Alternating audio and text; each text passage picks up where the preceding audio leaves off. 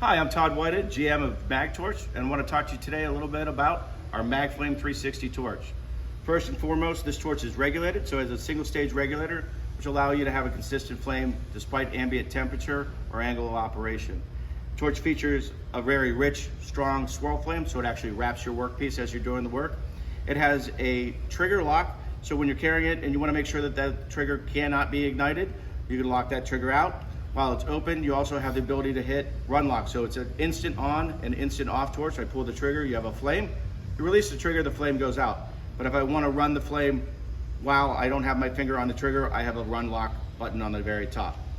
Torch does feature a swivel, so I can loosen this jam nut and I can move the torch tip in any direction to get into those hard to reach spots with my swivel tip. I can move it back straight on. Torch also can be used inverted. So whether I need to be underneath something, get into a hard to reach spot, torch is great for inverted use. And again, this torch will use our MAP-Pro torch fuel, and we'll also use our propane fuel. So just to give you an example of how to light it, you pull the trigger, you have a flame, here's your run lock. You can work in an inverted position or straight up.